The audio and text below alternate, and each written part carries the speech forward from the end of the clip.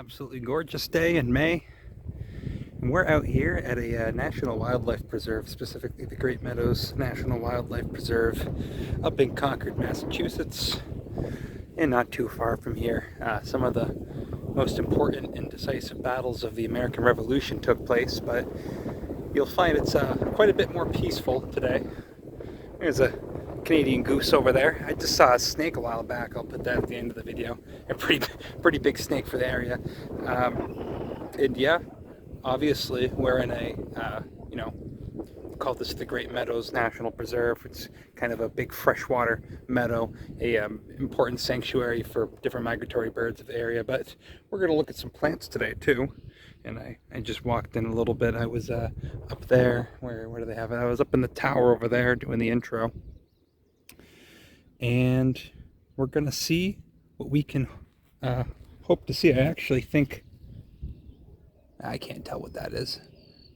Whatever.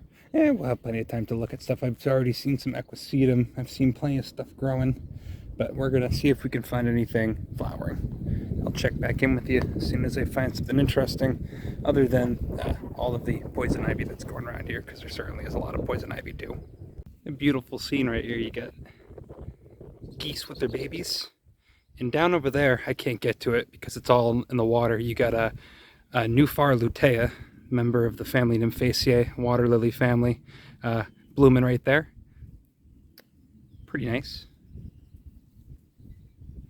And maybe I'll be able to get a closer look at that at some other point. You get some, even out there, I don't know if you can make that out, some blooming out there too.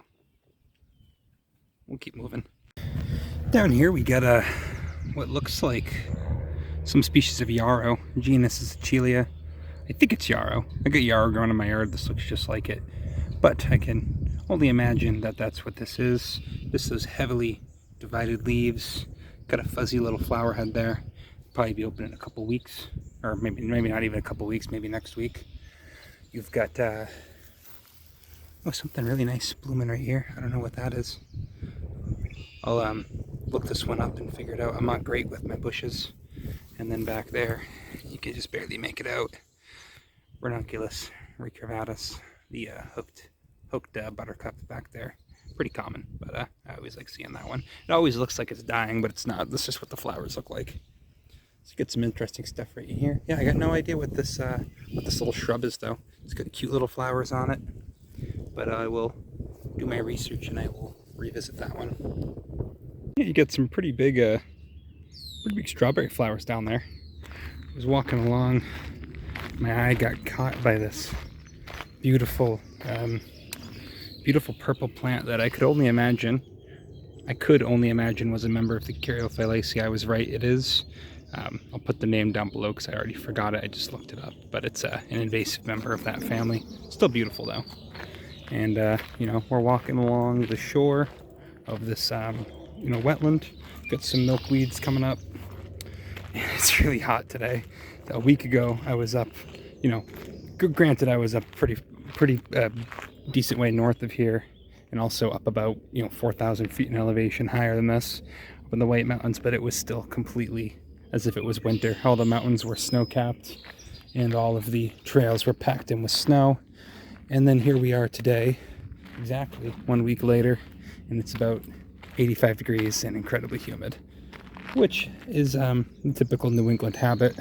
You'll also be pleased to take note of the incredible amounts of poison ivy that are present here. And there's something viney here that looks like it's going to have some pretty big flowers when it goes off, but I don't know what that is. And maybe we'll see it in a little bit.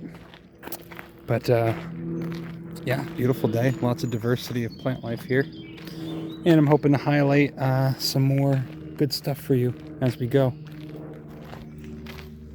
That's just a little mustard. So I'll check back in a minute. So this is real good, real interesting. They got this nice plaque here explaining how they control for an invasive species called purple loosestrife. Now, I won't read this whole thing back to you, but basically the long and short end of it is that instead of using pesticides, they introduced this beetle that feeds on purple loosestrife, and they make a point of showing you the damage that it's doing to the leaf, and explain how essentially you can use biological means to control a biological problem rather than resorting to pesticides. Of course, they caution against the fact that perhaps this guy could become invasive in of himself, and the checks and balances they have to do that. And it's a good example of, you know, spelled out plain and simple for people. Invasive species are a bad problem. Purple loosestrife is a beautiful flower, but it unfortunately is incredibly aggressive and incredibly invasive in a habitat such as this. And I'm going to be honest, I thought I'd see more stuff going off today. I'm keeping my voice down just because there's a lot of birds nesting, and there's a, you know, this is a pretty busy trail. But I mean, it's just great being out here today. This is beautiful. It's nice. They have a lot of stuff around this trail labeled because, you know, I mean, we're not far at all from Boston right now. I think this is the closest I've ever been to Boston doing one of these videos, but even close to urban environments, you can always find patches of nature, and I encourage you to find patches of nature. Yeah, see, there's two geese right there building the nest. I was wondering what was making that noise. Good afternoon, fellas. So we shall keep walking. I wish I had more to show you. Obviously, tons of green stuff, but not much in flower. I've been seeing milkweed everywhere, and then you can see down there's some of the pods of it. Milkweed won't be flowering for probably another couple months. That's more of a summer thing out here. I've seen a bunch of these beautiful, what I can only imagine are pear or cherry trees or apple trees or something. I'm not great with my larger plants to get in there. If it's got just the one style, it's probably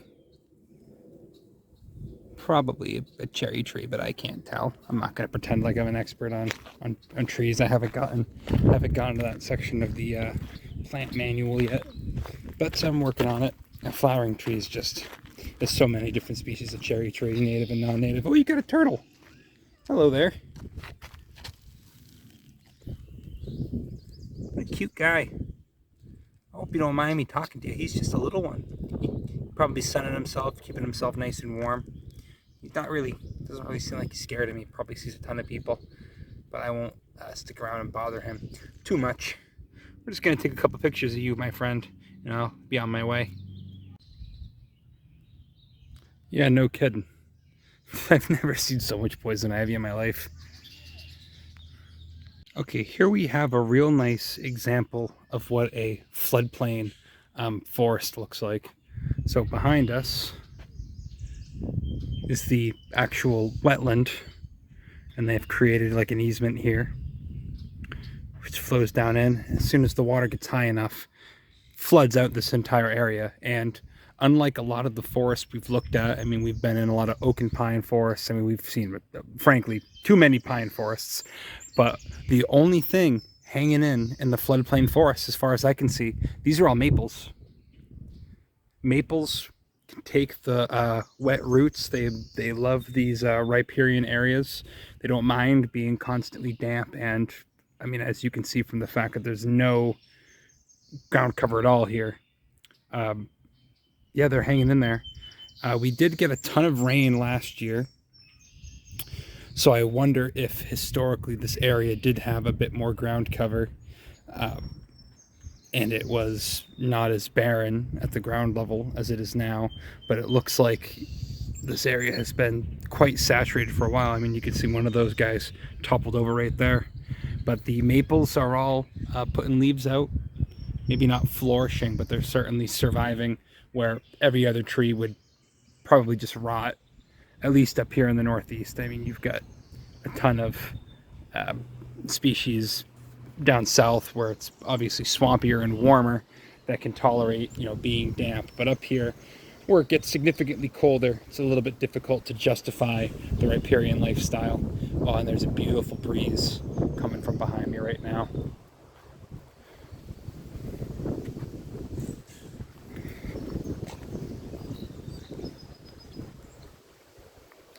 And I was watching something in the water here, was moving around quite a bit. I'm not sure if it was the turtles or if they've got fish in here or what it was, but something was making pretty obnoxious splashing noise behind me.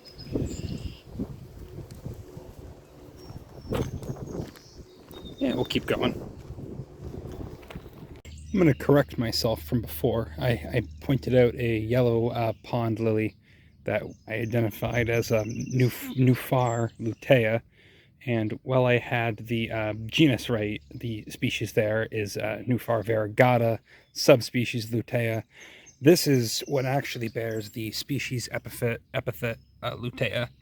This is Lumbo Lutea, or specifically the seed pod from one.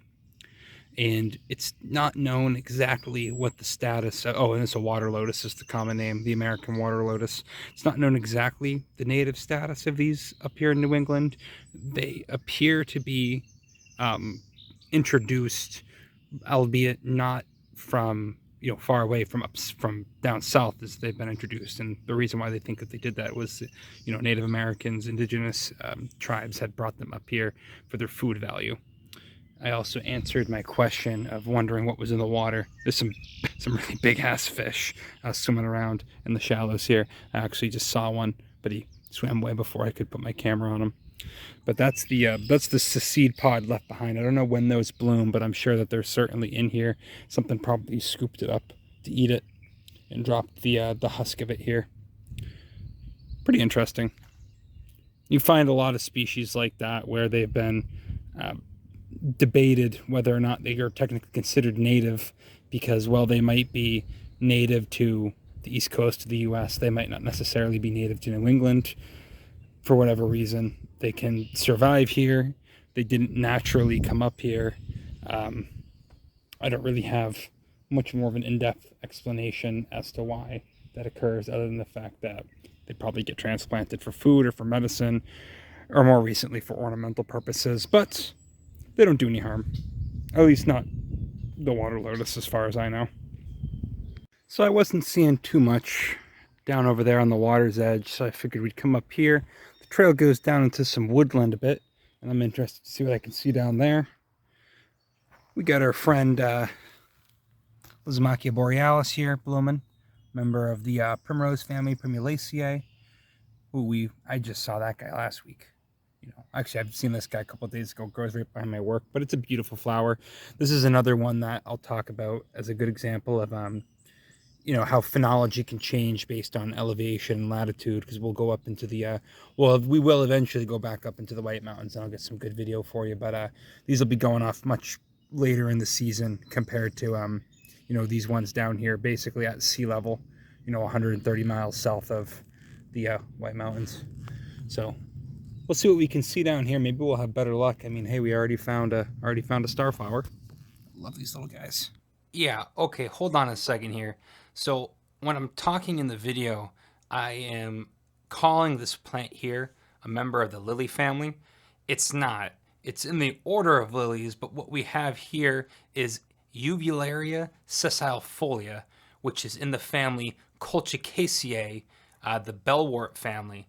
Common name for this plant right here is Sessile Bellwort, and this is one of the ones I was talking about, or not talking about. I pointed out in the video that precedes this, I believe, that Uvularia, Streptopus, and some of the Maianthemum species kind of trip me up. This is what's happening here. I call this a Streptopus. Now, Streptopus is in the lily family. Looks superficially similar to this with that pendant flower hanging down underneath, but no, they're not even in the same family. My mistake.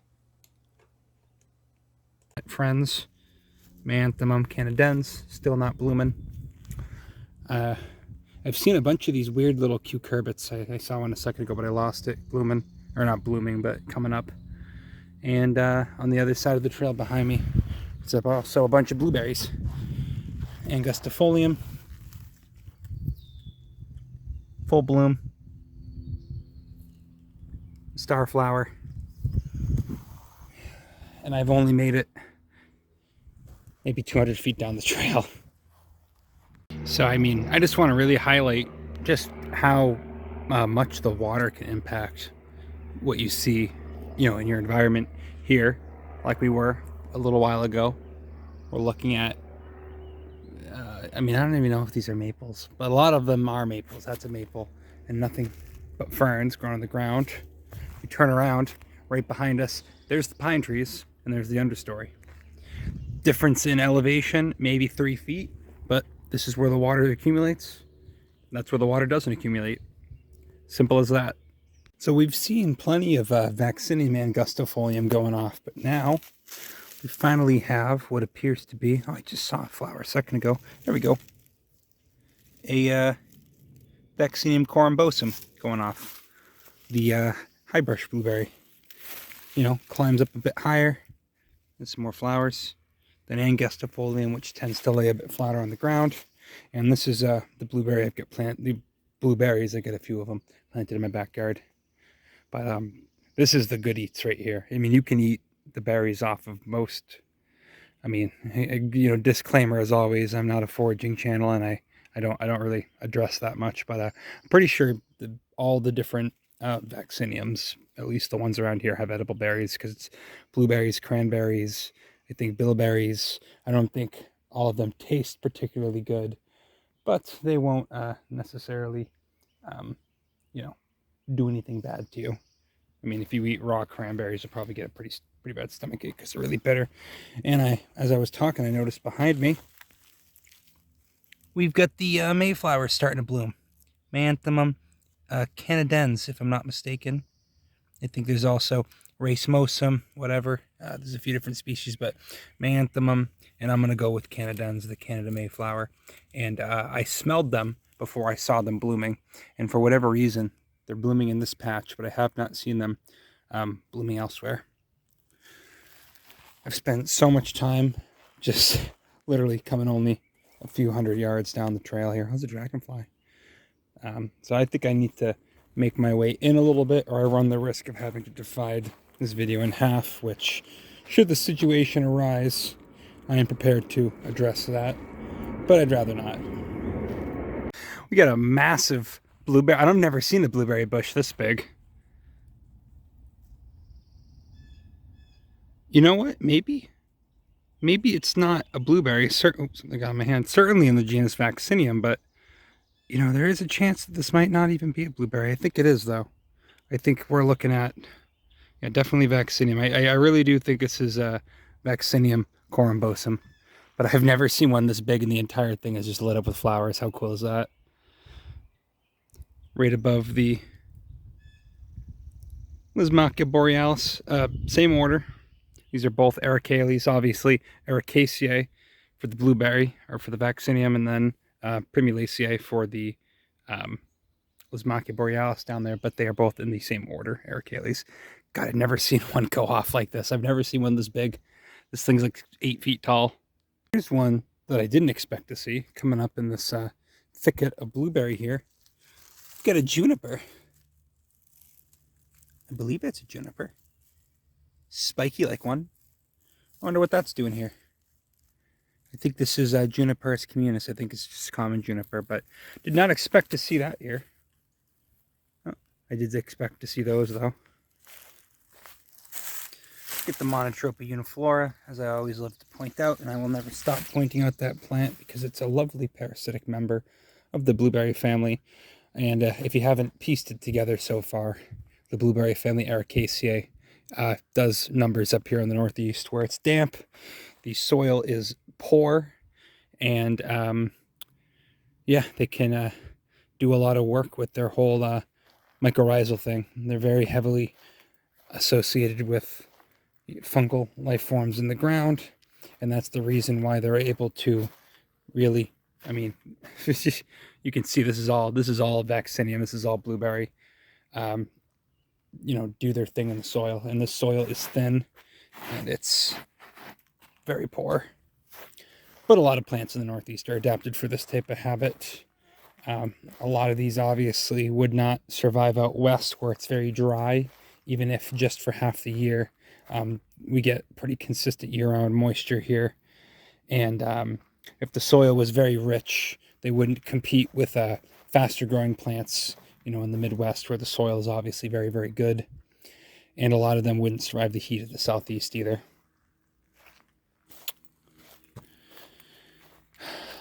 This is really beautiful. I've never been down this way, this park before, so this was all kind of a new experience for me. Well, not a new experience. I've walked through the woods plenty of times, but this area, I've never been to this wildlife reserve. And I think I was talking about conservation lands a couple of videos ago. If you're fortunate enough to have an area that, you know, cares about preserving nature in any capacity, you know, come out to your local nature preserves if you've got them. Go to your conservation lands if you got them. This was a 17-minute drive from my house, and we're about another 20 minutes away from Boston. And it's freaking beautiful. Here's another one of those big blueberries. Not looking as good as the one we saw back there, though. Oh, what a beautiful day. You know, I'm not sure how much more I'm gonna put in this video. I think maybe I find one or two more interesting things. If I do, I point those out, and I might get out of here. Also, it just smells amazing through here. You get some of these really just absolutely massive white pines now that we're a little bit back away from the water. And the white pines can take the water, but I think that the maples are just a little bit better adapted for it. White pines, obviously, you know, pretty dominant tree for the Northeast, as I've said before. Pinus strobus, and the pines in general really just, you know, pretty well adapted to just about anything that you can throw at them. But we'll see. If we find anything else cool, I'll be sure to show you. We're getting some of that poison ivy again. Oh, geez, don't touch that. All right, I'm going to put this down and keep walking.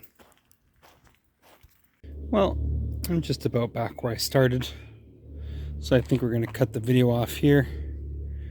I was hoping to see some more exciting stuff, but, you know, season's still early. Man, some of these ferns are absolutely huge, you know. But, you know, we can always come back, and maybe we'll see some more interesting stuff in the summer. I was looking at that plant right there. Yeah, okay, here I go again. I called this plant a mustard, and it's not. Not even remotely related to mustard. This is a plant. Well, I'm not looking at it right now, but I'll zoom in on it in a second. Right now, I'm just talking at length about mustards not being that interesting. Mustards are plenty interesting if you get to know them, but again, we're not talking about a mustard, and I don't even know what I'm looking at here. So what that plant is Chelidonium majus, which is a member of the Papaversaceae, an invasive poppy known as the greater celandine. Blooms basically from early spring to late summer, and is very successful in you know, woodland edges, disturbed environments, and similar habitats to that. Sorry. Oh, look at that. That's already, whatever this was, already bloomed and went to seed, it looks like. Very interesting. You know, I am cursed. Oh, trying not to step in poison ivy. I am cursed with always finding interesting stuff on the way out. But I think we'll cut it off here. Yeah. It's not too big, actually, but good for pictures. That's why I come here. On my walk, I want to see animals. Oh, yeah. Yeah, there he goes.